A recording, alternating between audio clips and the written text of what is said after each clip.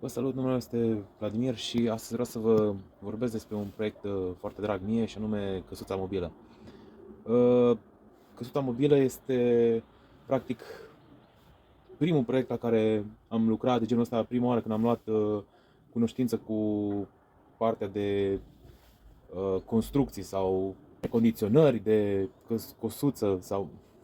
Deci a pornit pasiunea mea pentru scule, pentru lucrări de tot felul și reparații, pentru că nu am lucrat practic la cineva vreodată în domeniul acesta, dar am lucrat pentru noi. Am construit, am renovat, reparat și așa mai departe. Căsuța asta mobilă pe care vedeți în spatele meu am achiziționat-o în 2020, undeva prin toamnă. Văzusem pe Facebook ceva discuții cu cineva care întreba cât costă să aducă o asemenea căsuță mobilă din Anglia, cât ar costa transportul. Și cineva a zis, da, vezi că sunt în România și s-ar putea să coste cât costă doar transportul din Anglia. Și anume firma Rot Resort din Sălaj, care avea asemenea căsuțe mobile la vânzare, atâta folosite cât și ei făceau la comandă sau, mă rog, aveau mai multe modele pe care le făceau. Și am vorbit cu soția, noi aveam plan, făceam deja, adică aveam un plan să facem o cabană și am zis că până e gata cabana aia, hai să încercăm să vedem cu căsuța asta mobilă, să cumpărăm o căsuță asta mobilă, pentru că nu necesită proiect, nu necesită niciun fel de, adică niciun fel de act, necesită de la primărie ceva de amplasare.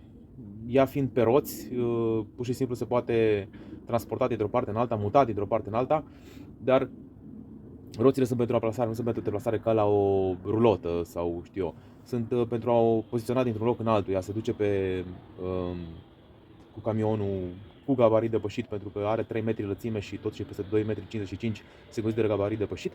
Ea are 3 metri lățime în exterior și din cauza asta transportul e mai dificil și mai costisitor, dar da.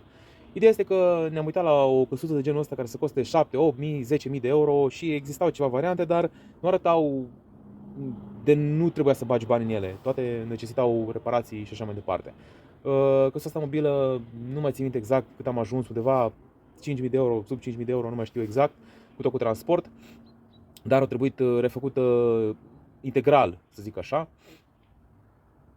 Și mi-aduc aminte că a ajuns transportul dimineața, știu că era întuneric când a ajuns și am simțit așa o chestie diferită, nu știu, în suflet, așa când m-a sunat șoferul că a ajuns și aici vedeți când a ajuns și mi-a spus că nu poate să intre pe strada pe care trebuia să intre. Noi am avut un plan backup, am luat tractorul socrului și am, am legat-o pentru că tractorul avea un alt tip de cuplă decât cel care l-avea remorca, nici nu mai țin minte. Ideea e că undeva la vreo 500 de metri sau, nu știu, sub un kilometru, pe străduțe, pe așa, am tras-o cu tractorul. Aici vedeți poza cu tractorul când am ajuns și am la locul, nu locul unde a fost poziționată definitiv, ci cel puțin la, cum să zic, în area unde urma să fie pus. Acolo au fost alte încercări, au făcut pană, am avut pană pe o roată, fiind cauciucuri și camere vechi și așa mai departe. Abia am găsit o cameră, potrivea cu alea de roabă, dar ceva diferit totuși. În fine, până la urmă am găsit cameră, am încercat, adică am spart vreo 3 sau 4 camere, nu mai știu, până la urmă am luat o cameră care era mai asemănătoare cu cea originală și am fost la vulcanizare ca să mă monteze. Am zis că nu mai bag, ori o bișcam, ori ceva făceam prostie la ea. Bun, și ne-am apucat de ea, deci am luat-o în toamna lui 2020 și ne-am apucat în primăvara lui 2021. Ceva am făcut, amplasarea și asta ne-am făcut atunci, în 2020, dar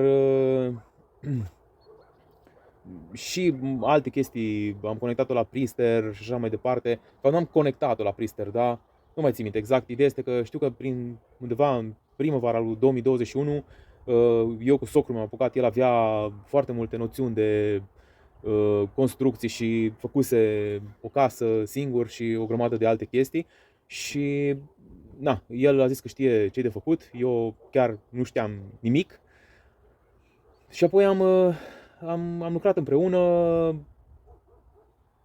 adică am terminat-o undeva la sfârșitul lui iulie, nu, sfârșitul lui, știu că ceva, 1 august sau 1 septembrie am terminat, nu mai știu exact, cred că în 1 august am finalizat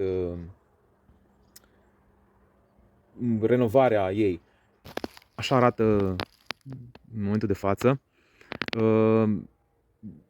Inițial am făcut căsuța, am zis că nu, că ne ocupăm de acoperiș și facem la acoperiș tot felul de variante erau. Ideea este că ploua, să zic, înăuntru, în mai multe locuri și așa.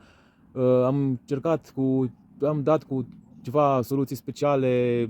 Inițial am vrut să schimbăm tabla toată pe ea, dar am avut un pic de frică în a umbla la propriu pe ea. O se vede? În fine. Și am ajuns la varianta să dăm cu ceva soluție specială pentru izolații, dar nu a funcționat. Și atunci am decis să facem această terasă, această pergolă, sau cum îi spune, pentru a proteja atât de ploaie cât și pentru a fi umbră, pentru că cumva o terasă se potrivea. Și am zis că hai să facem și asta și tot așa. Ne-am lungit cu o grămadă de chestii, după care se vedea sub. Haideți să vă arăt cum arată din partea asta la altă, pentru că aici am făcut frumos fațada să nu se vadă, să nu se vadă, vorba vine. Dar deci efectiv ea, vedeți, are aici așa am schimbat noi și am făcut, avea cârlig ca la auto. Aici asta socrul meu l-a sudat, l-a făcut și am făcut ca să putem amplasa. Atunci am tras-o până acolo, dar să amplasăm aici așa, era un pic de la drumul ăla, de acolo, era și în urcare și mai complicat să o amplasăm în locul acesta. Aici așa se poate vedea roata despre care vorbesc, care am dezumflat-o ca să facem panta, pentru că cealaltă e un pic suspendată. Ea este pusă pe bolțari și cam atât. Ok, așa arată înăuntru. Acesta este parchet și el avea un fel de carton presat sau nu știu exact cum se numește, plăci din acelea. Așa era făcut și ca să dăm un aspect mai modern și să arate mai deosebit, am făcut tot îmbrăcat cu așa. Sus am pus din acesta, din polistiren, nu știu cum se numește. Aerul condiționat, da, a fost și aici multă bătaie de cap. De asemenea, tot ce ține de prize și așa mai departe nu se găsește, deci pereții sunt de 4 cm și tot ce există la noi în comerț de cumpărat are 5 cm ca și adâncime. Și atunci toate dozele le-am modificat, am găsit tot felul de doze, le-am tăiat, le-am scurtat. Nici nu mai țin minte exact cum am făcut, dar știu că a fost o adevărată încercare cu dropătoarele și cu dozele și cu firele de curent erau trase, dar stăteau pur și simplu, nu aveau panou de siguranță, nu știam de unde să începem, unde să știu că l-am sunat pe un băiat de acolo care se ocupă cu chestiile astea și el el mi-a explicat niște lucruri și până la urmă am dat de capăt cu instalația electrică. Ideea este că noi căsuța asta o închiriem în sistem B&B, cred că așa se zice, adică pe Booking și așa mai departe. Acesta a fost scopul ei principal și da, un proiect interesant. Aici, prima oară când am avut primii oaspeți, pe acest șervețel, mi-au lăsat o recenzie scrisă pe acest șervețel și de la ideea asta am zis hai să lăsăm șervețelul acolo, că ni s-a părut drăguț și au început oamenii să mai lase 2-3 bilețele, apoi am pus un din ăsta aici și oamenii ne-au mai scris. Nu toți, bineînțeles, dar am avut multe mesaje frumoase și de fiecare dată când, având panoul ăsta, așa au fost. Aici, asta a fost o chestie care n-am modificat-o, peretele și pereții ăștia de aici nu i-am modificat. Aici așa era baia, dar fiind foarte mică, am făcut o cameră tehnică unde am pus, mă rog, boilerul și anumite chestii necesare de aici.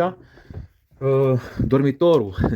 Dormitorul, ăsta este un pat de 1,60, l-am modificat un pic, care sub 1,60 pentru că nu intra aici. N-am vrut să punem pat de 1,40 și să lăsăm de distanță mică între perete și asta, că mi s-a părut că mai bine să fie toată suprafața acoperită.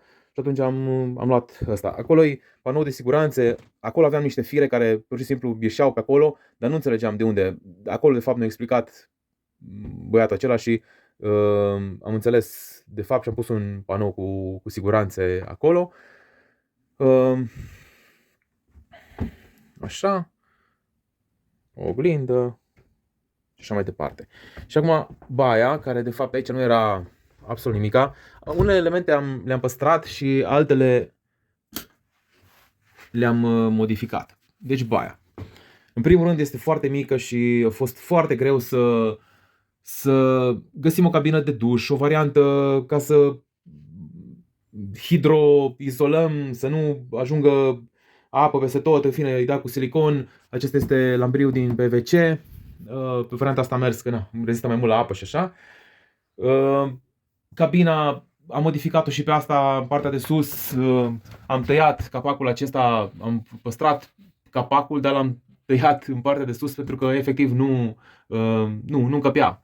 Aici avem 1,98 m înălțime la căsuța asta mobilă și cabinele sunt toate 2 și 10, 2 și 5 și toate cabinele pe care le poți găsi în comerț au detaliile astea. Iar varianta să punem grei și așa mai departe nu mergea. Deci trebuia să luăm o cabină de genul ăsta ca să nu totul este din lemn, adică e foarte greu să faci să nu ajungă apa pe lemn și așa mai departe. Amplasarea și găsirea cabinei de duș a fost o adevărată bătaie de cap, dar da, cert este că am reușit să le rezolvăm pe toate și chiar a fost un proiect complicat. Adică cine ar fi fost o bătaie de cap, chiar și dacă era în domeniu, dar pentru cineva care nu a avut nicio treabă cu construcțiile și s-a lovit odată de toate chestiile astea. Dar de asta spun că e un proiect foarte drag, pentru că e deosebit, e altceva. A fost primul proiect de genul acesta și da, deja vreau să zic că sunt aproape 3 ani, 3 ani și jumătate, nu? Din 2021 august până în 2025 ianuarie, cam 3 ani și jumătate de când funcționează și se păstrează foarte bine, n-am avut niciun fel de problemă decât cu instalația de apă, care în fiecare primăvară au pușcat toate țevile. Mă rog, nu toate țevile, dar în foarte multe locuri și a trebuit să dau cabina la o parte, să mă bag pe sub. Eu cu socrul meu, el și pe partea asta, el știe să le facă pe toate. Acum am învățat și eu pe partea de instalații cât de cât și cred că mă descurc și singur, fără ajutorul lui. Dacă o mai fi cazul, sper că nu. Toate că am izolat cu spumă și așa mai departe, toate țevile sub. De asemenea, și-am dat drumul la apă și tot o înghețat și o făcut. Anul ăsta ce-am făcut ceva diferit și anume am suflat toată apa cu compresorul. Sper să fi reușit să o scop pe toată și când îi dau drumul în primăvară să fie ok, pentru că pe timpul iernii nu o folosim. Și cam atâta despre căsuța mobilă. Toate lucrurile astea, inclusiv mobila de bucătărie, am mai vrut să intru un pic în detalii, mobila de bucătărie așa mai micuță, mai potrivită, să fie înălțimea Trebuia să facem un corp și sus, pentru că fiind spațiul destul de mic, nu puteai să te întinzi prea mult cu mobila de bucătărie și atunci era necesar să punem și un corp sus. Inițial am zis că nu punem corpul sus, după aia am zis că totuși îl punem, chiar dacă aici așa se poate vedea că este un pic peste nivelul geamului, adică ia o bucată din geam, vreo 5 cm, mai puțin de 5 cm probabil, dar am zis că da, arată rău și nu prea aveam altă variantă. Mobilă la comandă puteam să facem, doar că deja costurile erau foarte mari pentru ce am calculat noi și unde am ieșit în final și na. Am uitat să specific că, da, deci toată structura de rezistență, pereții, efectiv, noi când am început să lucrăm pereții, așa flambau, se mișcau așa cu totul. Erau foarte multe, cum o ploua și mai departe, erau foarte multe grinzi, ea e făcută cu structură din lemn, așa și așa. Și absolut toate, am desfăcut toți pereții, toți pereții de peste tot și am schimbat și adăugat leațuri, grinzi, cum vreți să le numiți, de 4 cm grosime și nu mai știu acum exact lățime, dar o să vă pun niște poze să vedeți cum arătau. După ce am refăcut toată structura de rezistență, am schimbat, avea polistiren din acela alb obișnuit și am pus polistiren extrudat de 3, dacă nu mă înșel, ca să intre în spațiu care era la perete.